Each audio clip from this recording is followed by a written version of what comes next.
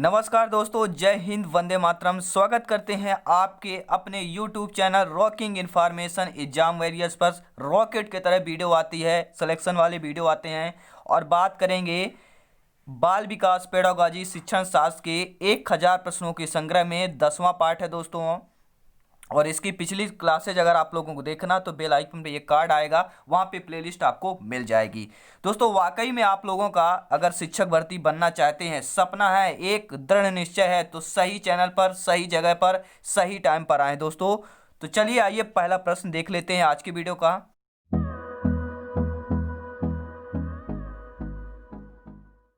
दोस्तों कल के जो वीडियो थे 30 प्रश्न में से लास्ट प्रश्न यह था आपका कि मानसिक दृष्टि से कमजोर छात्रों के लिए कौन सा सिद्धांत श्रेष्ठ है। शास्त्रीय अनुबंधन का, क्षेत्रीय सिद्धांत, क्रिया प्रसूत अनुबंधन सिद्धांत या समग्रवाद का सिद्धांत। तो मानसिक दृष्टि से कमजोर छात्रों के लिए कौन सा सिद्धांत श्रेष्ठ होगा, वह आपका क्रिया प्रसूत अनुबंधन सिद्धांत होगा।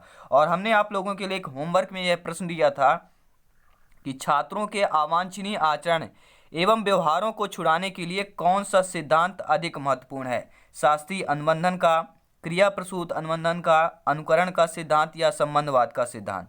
तो राइट आंसर आपका क्रिया प्रसूत अनुबंधन सिद्धांत का। ठीक है, चलिए यहाँ पे हम और नेक्स्ट क्वेश्चन है आप लोगों का। प्रश्न यह है, कौन सा सिद्धांत पाठ्यक्रम को छोटे छोटे खंडों में विभक्त करने में सहायक होता है। यानी ऐसा सिद्धांत जो आपके पाठ्यक्रम को छोटे छोटे खंडों में या टुकड़ों में विभक्त करने में सहायक होता है। शास्त्रीय अनुबंधन का सिद्धांत, क्रिया प्रसूत अनुबंधन का सिद्धांत, अंतर्दृष्टि एवं सूझबूझ का सिद्धांत या प्रबलन का सिद्धांत। तो राइट आंसर क्या हो जाएगा, क्रिया प्रसूत अनुबंधन का सिद्धांत हो जाएगा। अगला प्रश्न देखेंगे, अभिक्रमित अनुदेशन अधिगम के किस सिद्धांत पर कार्य करता है। जो आपका अभिक्रमित अनुदेशन होता है वह अधिगम के किस सिद्धांत पर कार्य करता है। सामाजिक अधिगम के सिद्धांत पर, प्रबलन के सिद्धांत पर, अंतर्दृष्टि एवं सूझ पर या सक्रिय अनुबंधन पर।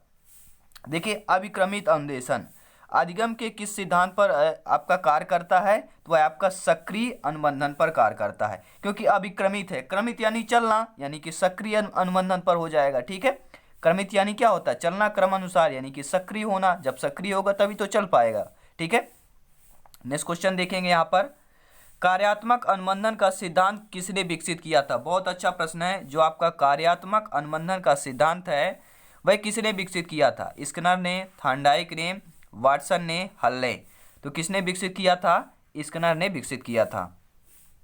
अगला प्रश्न है, अधिगम के किस सिद्धांत में छात्रों को परिणाम की जानकारी रहती है। यानी अधिगम का ऐसा कौन सा सिद्धांत है जिसमें छात्रों को परिणाम की जानकारी रहती है। अंतर्दृष्टि एवं सूझ का, अनुकूलित अनुक्रिया का, प्रबलन का सिद्धांत या क्रिया प्रसूत अनुबंधन का सिद्धांत। देखिए अधिगम के ऐसा कौन सा सिद्धांत है जिसके परिणाम के बारे में छात्रों को जानकारी होती है, तो वह आपका क्रिया प्रसूत अनुबंधन सिद्धांत कहलाता है। ठीक है, अगला प्रश्न देखेंगे, कौन सा सिद्धांत छात्रों के शब्द भंडार में सर्वाधिक कार्य करता है। यानी ऐसा कौन सा सिद्धांत है दोस्तों जो छात्रों के शब्द भंडार में सर्वाधिक कार्य करता है, यानी शब्द को स्टोरेज करने में सबसे महत्वपूर्ण भूमिका ये की कार्य है, वर्क है, कौन करता है। प्रबलन का, अनुकूलित का, अंतर्दृष्टि एवं सूझ का या क्रिया प्रसूत अनुबंधन का सिद्धांत। तो कौन सा सिद्धांत भैया छात्रों के शब्द भंडार में सर्वाधिक कार्य करता है, वह आपका क्रिया प्रसूत अनुबंधन सिद्धांत है। ठीक है, अगला प्रश्न देखेंगे, क्रिया प्रसूत को मापा जा सकता है। जो आपका क्रिया प्रसूत है उसको किससे मापा जा सकता है। अनुक्रिया दर से मापा जा सकता है, उद्दीपक की दर से, अभ्यास की दर से, अनुकूलन की दर से। तो क्रिया प्रसूत को अगर मापना हो तो आप लोग क्या करेंगे, अनुक्रिया के दर से उसे मापा जा सकता है। अगला प्रश्न है, स्किनर के कबूतर पर किए गए प्रयोग में कितनी प्रकाश योजनाएं बनाई। पहली बात तो यह आ गई, स्किनर ने किस पर भैया प्रयोग किया, कबूतर पर प्रयोग किया था। अब प्रयोग में कितनी प्रकाश योजनाएं बनाई गई थी, 5, 6, 7, 8। तो स्किनर ने कबूतर पर जो प्रयोग किया था उसमें प्रकाश की योजनाएं 6 योजनाएं उन्होंने बनाई थी। याद रखिए कितनी योजनाएं, 6। नेक्स्ट क्वेश्चन है दोस्तों, नैमित्तिक अनुबंधन का सिद्धांत किसने दिया था। ठीक है, नैमित्तिक अनुबंधन का सिद्धांत किसने दिया था। स्किनर ने, हल ने, थॉर्नडाइक ने, वाटसन ने। तो आप जो आपका नैमित्तिक अनुबंधन का सिद्धांत है वह आपके स्किनर ने दिया था। किसने दिया था भैया? नैमित्तिक अनुबंधन का सिद्धांत जो है आपकी स्किनर ने दिया था। दोस्तों थोड़ा मेरा गला आज खराब है तो थोड़ा कंप्रोमाइज कर लीजिएगा, ठीक है। नेक्स्ट क्वेश्चन यहाँ पे देखने वाले हैं, क्रिया प्रसूत अनुबंधन का सिद्धांत कब प्रतिपादित किया गया था? बहुत अच्छा प्रश्न है, उम्दा प्रश्न है, याद रखिएगा। और यहाँ पे मैंने साइन कर दिया, यानी समझ लीजिए वीवीआईपी क्वेश्चन है दोस्तों, साइन कर दिया यानी वीवीआईपी क्वेश्चन है। क्रिया प्रसूत अनुबंधन का सिद्धांत कब प्रतिपादित किया गया था? सन 1921 में, 27 में, 38 में, 50 में। क्रिया प्रसूत अनुबंधन का सिद्धांत सन 1938 में प्रतिपादित किया गया था, ठीक है। अगला प्रश्न देखेंगे, स्किनर ने अपना प्रयोग किस पर किया था? बहुत अच्छा प्रश्न है, उम्दा प्रश्न है। जो आपके स्किनर वैज्ञानिक हैं इन्होंने किस पर प्रयोग किया था? ठीक है, चूहे पर, कबूतर पर, बिल्ली पर, आय और बा पर, किस पर प्रयोग किया था? कमेंट करके बताएं फटाफट, किस पर प्रयोग किया था स्किनर ने? चूहे और कबूतर पर स्किनर ने प्रयोग किया था, ठीक है, याद रखिएगा, चूहे और कबूतर पर। ए और बी आपके दोनों सही हो जाएंगे, यानी D option is the right answer हो जाएगा।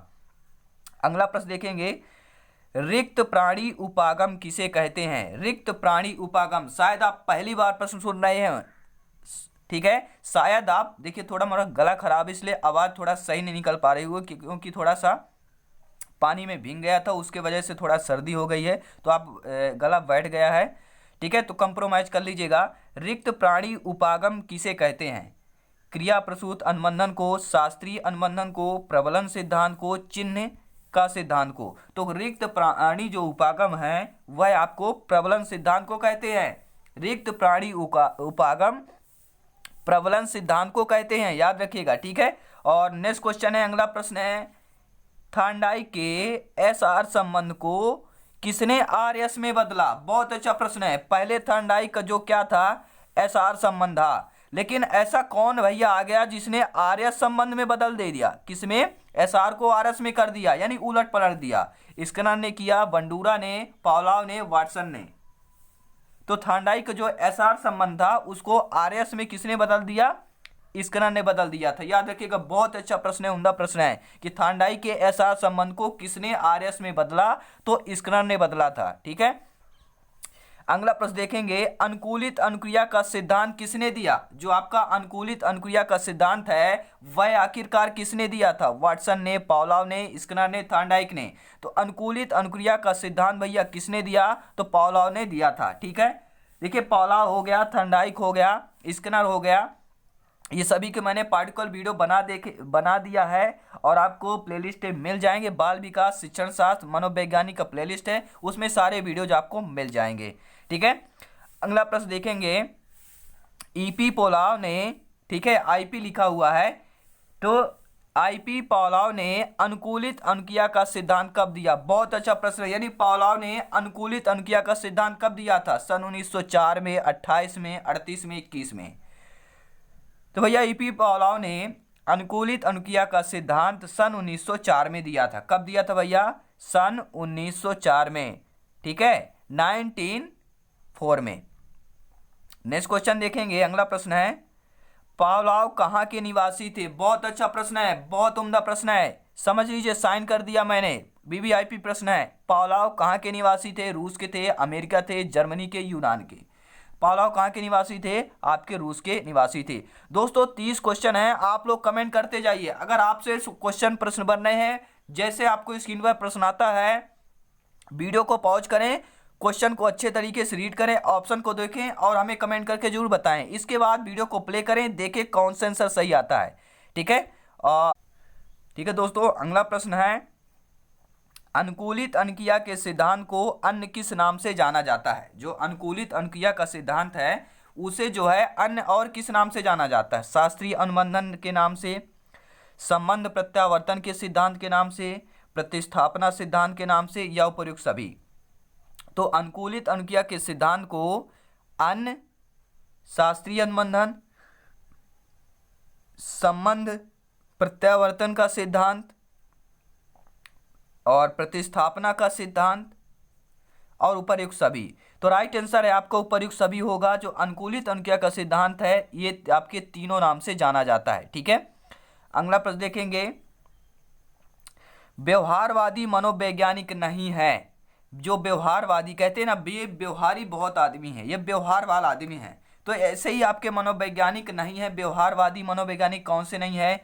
स्किनर वाटसन, स्किनर एल्बर्ट पीविस, टालमैन हल, लेविन फ्रायड। तो भैया जो व्यवहारवादी मनोवैज्ञानिक नहीं है वह आपके लेविन और फ्रायड नहीं है। लेकिन अगर प्रश्न में आ जाए कि व्यवहारवादी मनोवैज्ञानिक हैं तो स्किनर और वाटसन है, स्किनर और एल्बर्ट पीविस हैं, टालमैन और हल। ये तीनों जो हैं ABC ऑप्शन के व्यवहारवादी मनोवैज्ञानिक हैं। लेकिन लेविन और फ्रायड ये आपके व्यवहारवादी मनोवैज्ञानिक नहीं हैं। अगला प्रश्न देखेंगे। अस्वाभाविक उत्तेजक के प्रति स्वाभाविक अनुक्रिया कहलाती है। यानी जब आपका अस्वाभाविक उत्तेजक हो उसके प्रति क्या हो, स्वाभाविक अनुक्रिया अगर आ जाए तो कौन सी क्या कहलाएगी भैया? क्रिया प्रसूत कहलाएगा, अनुकूलित अनुक्रिया कहलाएगा, गमित क्रिया हो गया, और निर्मित, ठीक है, निर्गमित क्रिया।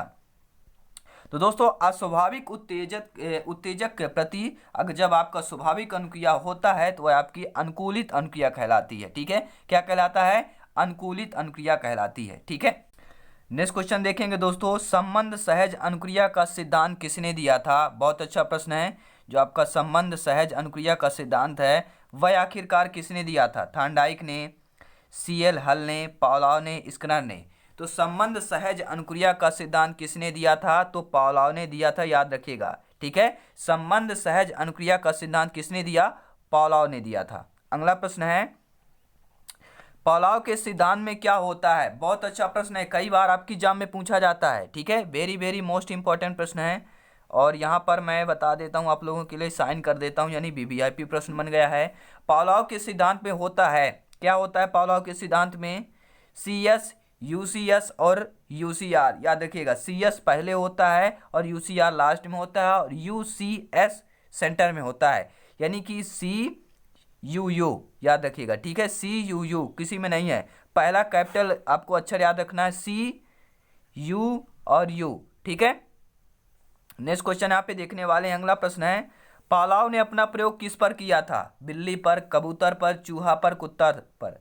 ठीक है, तो पावलोव का मैंने पार्टिकुलर वीडियो बना रखा है, पूरा डिटेल से आप देख सकते हैं, क्योंकि यहाँ से 2-3 से प्रश्न आपके पूछे जाते हैं। तो पावलोव ने अपना प्रयोग किस पर किया था? तो पावलोव ने अपना प्रयोग कुत्ता पर किया था।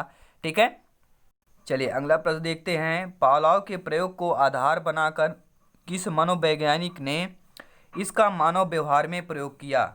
स्किनर ने, वाटसन ने, गैने ने, टर्मन ने। किसने किया था भैया? पावलोव के प्रयोग को आधार बनाकर किस मनोवैज्ञानिक ने इसका मानव व्यवहार में प्रयोग किया? तो किसने किया था? टर्मन ने किया था। ठीक है, अगला प्रश्न है, वाटसन के अनुकूलित अनुक्रिया पर किए गए प्रयोग में उनका सहयोग किसने किया? यानी कि जो वाटसन है, वैज्ञानिक है आपके, उन्होंने अनुकूलित अनुक्रिया पर किए गए प्रयोग में उनका सहयोग किया था। उनका सारथी कौन था? उसके साथी कौन थे? इन्होंने अकेले जो है अनुकूलित अनुक्रिया का प्रयोग नहीं किया था, एक साथी भी इनका था। वो साथी कौन है? वो साथी आपका कौन है भैया? ठीक है, कौन है भैया? रेसाली रेनोर। कौन है भैया? रेसाली रेनोर साथी है उनका। ठीक है, याद रखिएगा। नेक्स्ट क्वेश्चन है, वाटसन ने अपना प्रयोग किस पर किया था? शिशु अल्बर्ट पर, सुल्तान पर, कुत्ते पर, बिल्ली पर। तो वाटसन ने अपना प्रयोग शिशु अल्बर्ट पर किया था। ठीक है, नेक्स्ट क्वेश्चन है, राम तेज आवाज से डरता है, उसे तेज आवाज के साथ खरगोश दिखाई जाता है। खरगोश तथा तेज आवाज में निकट संबंध स्थापित हो जाता है। कुछ समय बाद राम को केवल खरगोश दिखाई जाता है और वह डर जाता है कि वह क्रिया अधिगम के किस सिद्धांत को संकेत करता है। यानी एक कथन यहाँ पे स्थापित किया गया है, यहाँ पे बताया गया है आप लोगों का कि राम जो है एक आवाज़ से डरता है, तेज आवाज़ कोई आती है और उस तेज आवाज़ के साथ खरगोश भी दिखाई देता है। खरगोश तथा तेज आवाज़ क्या है? दोनों में निकट संबंध स्थापित हो जाता है। यानी जैसे आवाज़ आती है वैसे खरगोश भी दिखाई देता है। कुछ समय बाद राम को केवल खरगोश दिखाई देता है। ठीक है, आवाज़ तो सही बात है, आवाज़ एक बार निकल गई, अब फिर दोबारा आवाज़ नहीं आई, केवल खरगोश ही दिखाई देता है, तो वह डर जाता है। तो यह जो क्रिया है अधिगम के किस सिद्धांत को संकेत करती है? अनुकूलित अनुबंधन पर, क्रिया प्रसूत अनुबंधन पर, उद्दीपक पर या प्रबलन पर। तो क्या हो जाएगा, अनुकूलित अनुबंधन का करती है। ठीक है, वहाँ के अनुकूल तेज आवाज निकलती तो खरगोश भी निकलता है, ठीक है, डर के मारे। और जो राम था वो भी वहाँ पे देखता है इन दोनों का, इन दोनों को देखकर केवल खरगोश भर ही दिखाई देता है, जो आवाज़ जहाँ से आई वो कहीं नहीं दिखाई देता कि आखिर आवाज़ कहाँ से आई। इसके वजह से अनुकूलित अनुबंधन का यहाँ पे सिद्धांत, ठीक है, अधिगम कौन सा हो जाएगा, अनुकूलित अनुबंधन सिद्धांत की ओर यह संकेत कर रही है। अगला प्रश्न देखेंगे। प्रश्न है, वाटसन ने अपना प्रयोग किया किस पर किया था भैया, 11 माह के शिशु पर, 15 माह के शिशु पर, 11 वर्ष के बालक पर या अवयस्क पर किया था। तो वाटसन ने अपना प्रयोग 11 माह के एक शिशु पर किया था, याद रखिएगा। ठीक है, नेक्स्ट क्वेश्चन है, वाटसन के प्रयोग का क्रम क्या है, वाटसन के प्रयोग का एक क्रम क्या है। तो सफेद खरगोश पहला है, तेज आवाज है, फिर बालक का डरना। यानी जब राम को क्या है, पहले सफेद क्या है खरगोश दिखाई देता है, तेज आवाज आती है, फिर बालक का डरना। तो वाटसन के प्रयोग का क्रम क्या है, आपका तीसरा ऑप्शन सही हो जाएगा। ठीक है भैया, जब ये मैंने अभी एक कथन आपको देखा था ना, वही वाटसन का ही कथन है जो प्रयोग था। पहले क्या आता है भैया, पहले एक राम ने इन दो को देखा, खरगोश दिखाई देता है, फिर एक, ठीक है, आवाज आती है, फिर बालक क्या है, इन दोनों को देखकर डर जाता है कि भैया खरगोश ही दिखाई देता है, आवाज वाला तो कोई दिखाई नहीं देता। ठीक है, तो C option is the right answer हो जाएगा। और लास्ट क्वेश्चन है कि पालाव के प्रयोग में घंटी तथा भोजन मध्य कितने समय का अंतर रखा जाता था। यानी कि जो पालाव का प्रयोग है कुत्ते पर किया था, तो प्रयोग में घंटी तथा भोजन के मध्य कितने समय का अंतर रखा जाता था। 1/2 सेकंड यानी 400 से 500 मिलीमीटर सेकंड, 15 सेकंड या 10 सेकंड का, या 1 मिनट का। देखिए, पालाव के प्रयोग में घंटी तथा भोजन मध्य कितने समय का अंतर रखा जाता है, 1/2 सेकंड का समय का अंतर रखा जाता है। ठीक है, यानी पहला ऑप्शन सही हो जाएगा। ठीक है, और हम चलिए आप लोगों के लिए एक होमवर्क दिए देते हैं कि अच्छे अनुबंधन के लिए कितना समय दोनों उत्तेजकों के मध्य रहना चाहिए। यानी अगर अच्छा अनुबंधन बनाना है तो कितने समय के लिए, कितने समय में दोनों उत्तेजकों के मध्य रहना चाहिए, 15 सेकंड, 5 मिनट, 1 मिनट, 15 सेकंड से कम। ठीक है, तो आप लोगों को कमेंट करके जरूर हमें बताना है। और दोस्तों, चैनल पे पहली बार आए हैं तो चैनल को सब्सक्राइब कर लीजिएगा। रॉकिंग इन्फॉर्मेशन एग्जाम वॉरियर्स जो आपके लिए सिलेक्शन वाली वीडियो लाता है। ठीक है, हमारी इच्छा राष्ट्र हित में शिक्षा, बेल आइकन जरूर प्रेस कर लीजिएगा। दोस्तों, मिलते हैं नेक्स्ट क्लास में। सभी प्लेलिस्ट जाइएगा, यहाँ पर आपको एक प्लेलिस्ट मिलेगा, तो वहाँ पर आपको सारे सब्जेक्ट की वीडियो मिल जाएंगे। प्लेलिस्ट में जाएंगे, सारे सब्जेक्ट को वीडियो मिल जाएंगे। और सफलता के लिए हमसे जरूर जुड़े। ठीक है दोस्तों, चलिए मिलते हैं नेक्स्ट क्लास में। धन्यवाद, जय हिंद, वंदे मातरम। हंसते रहिए, मुस्कुराते रहिए और परिवार के साथ खुशियाँ बांटते रहिएगा। अपने सभी माता पिता को मेरा प्रणाम कहिएगा। जय हिंद, वंदे मातरम।